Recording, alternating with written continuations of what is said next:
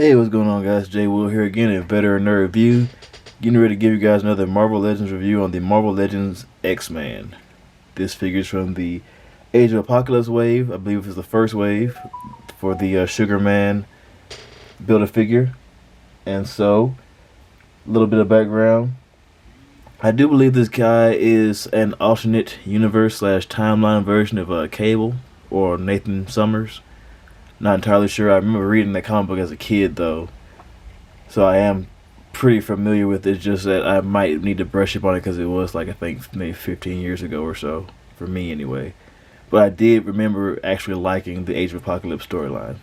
But as always, getting ready to get started on the video, we're gonna do a quick little look at the packaging, do some comparisons, and then we're gonna get into the figure. So slide my man back right quick. Pretty standard window packaging here from the, I guess you could call it old school now, seeing as how Marvel is now, well, Hasbro anyway, has now done away with the window boxes, and they're doing the whole paperless, windowless thing now with the paper boxes and the body bags and whatnot.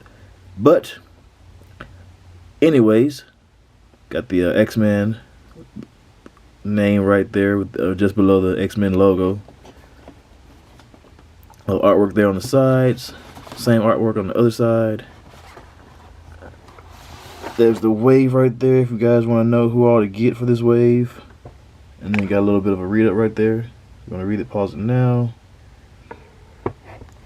Other than that, just artwork of the figure and not much else going on. So let's go ahead and get down to the X-Man here. Just off the bat, looking at him, he is a pretty nice looking figure. I do appreciate the artwork. Well, not the artwork, but the articulation and the details here and the coloring. I like his color scheme. I do feel like he does capture the essence of Nate Grey from what I remember, what I recall he looked like in the panels. So pretty good colors right there. Blue all the way through, and then of course you have some yellow details here and there. Let me bring my camera down just a little bit.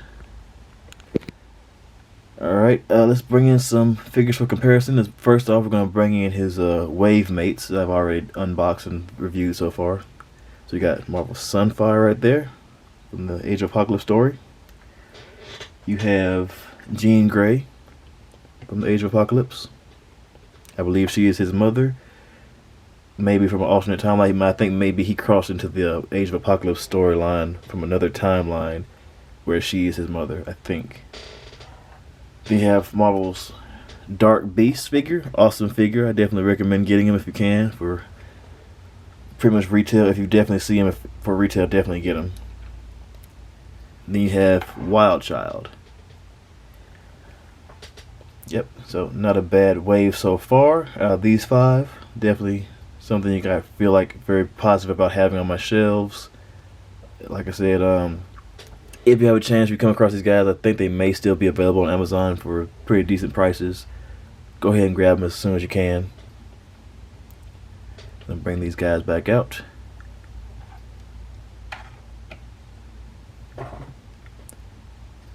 Just another little comparison I'm going to put next to, I believe, his alternate universe dad, Cyclops here.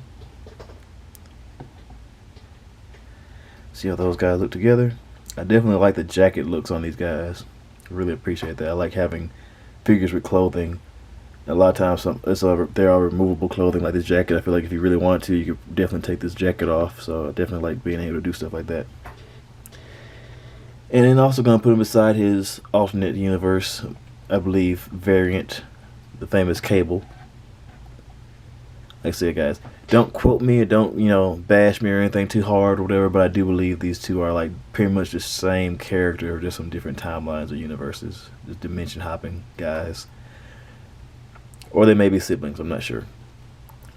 But yeah, so, and as far as accessories, this guy comes with no accessories for himself, but he does come with 2 more arms for Sugar Man.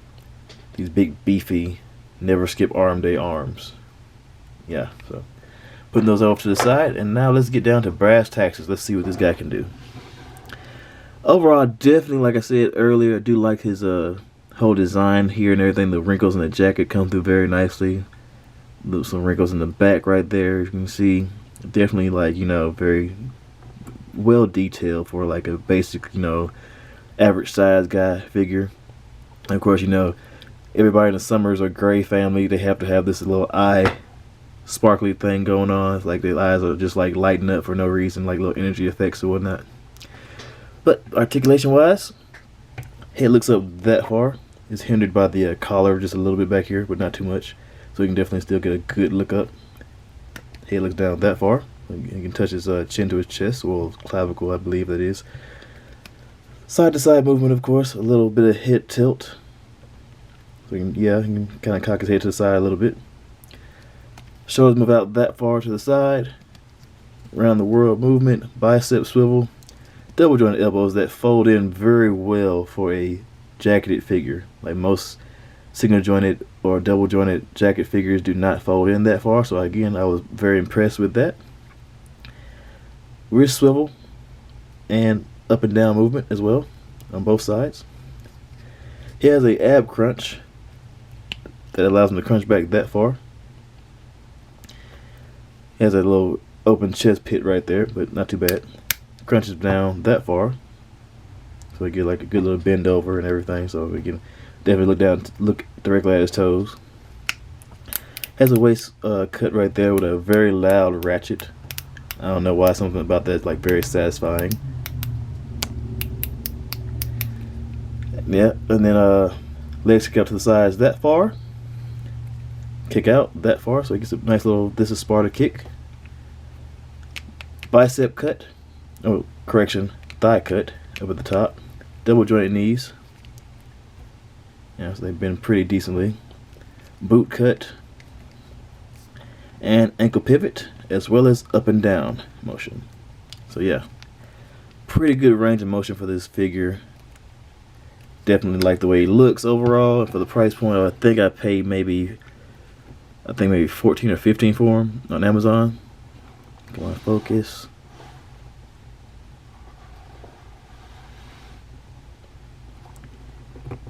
About 14 or 15 bucks for him on Amazon when the wave had gotten pretty low. Not a bad value. I definitely recommend getting him.